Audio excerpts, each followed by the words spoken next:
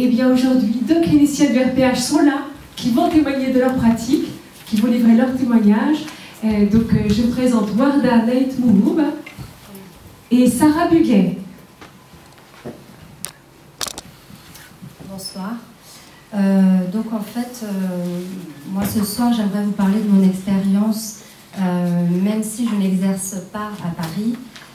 J'ai démarré avec le dispositif de la consultation publique de psychanalyse, dont M. Deamorim et M. Le Gouy ont parlé dans leurs interventions. Alors ce qui s'est passé tout d'abord, c'est que à la sortie du diplôme, en sortant de la fac, je me suis retrouvée un peu avec des difficultés pour me lancer sur le marché du travail. J'ai eu la chance de rencontrer justement une personne du RPH qui m'a parlé de cette école de psychanalyse et qui formait des cliniciens. Donc j'ai décidé vraiment de suivre la voie de mon désir et de démarrer cette expérience et progressivement commencer à pratiquer au sein de cette consultation publique de psychanalyse. Et c'est là vraiment où mon désir a été confirmé. Et donc actuellement, j'exerce à Nanterre.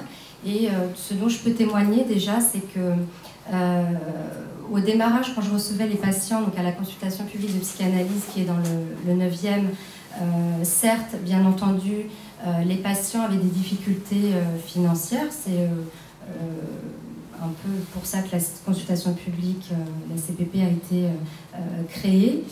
Aujourd'hui à Nanterre, je pense que tout le monde connaît, a entendu parler de cette ville. Il y a très peu déjà de psychiatres. Donc à mon grand étonnement, je crois que les psychiatres libéraux, on peut en compter 2 ou 3 pour une ville de 100 000 habitants.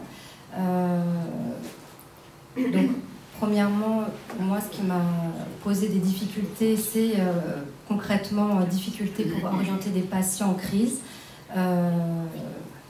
Donc ça a dû passer par le médecin traitant. Ce que j'ai pu constater, c'est que le médecin traitant, ou bien par méconnaissance, ou bien par manque de formation, a prescrit un traitement pas forcément adapté, en tout cas pour le patient auquel je pense. Donc déjà, moi j'aurais une question, c'est 3 psychiatres pour une commune de 100 000 habitants, comment est-ce possible? Est-ce que l'offre de soins peut reposer seulement sur les dispositifs publics? Bien sûr, il y a les CMP, il y a des centres municipaux à Nanterre qui ont été créés, puisque la ville a une politique très axée sur le champ de la santé.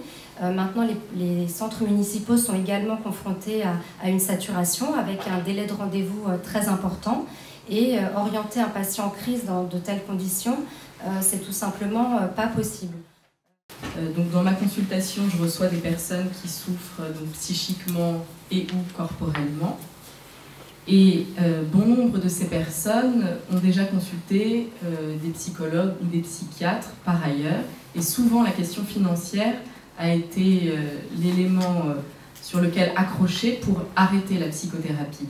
Alors, comme l'a témoigné Fernando Deamorim, au RPH, on travaille donc avec le désir du clinicien et le désir du patient, de l'être qui souffre et qui vient nous rendre visite. Et donc, dans la consultation publique de psychanalyse, le prix des séances est fixé avec le patient et en fonction de ses possibilités financières. Ça me paraît être un point très important. Alors, j'entendais avant le débat que la question financière pour l'État est aussi une question importante avec les budgets pour les projets que vous avez à mener, à organiser. Et donc, pour les personnes, la question du budget, de leurs finances à leur échelle, c'est aussi quelque chose qui est très important. Et de pouvoir payer avec leurs propres deniers, c'est quelque chose qui leur permet de les responsabiliser.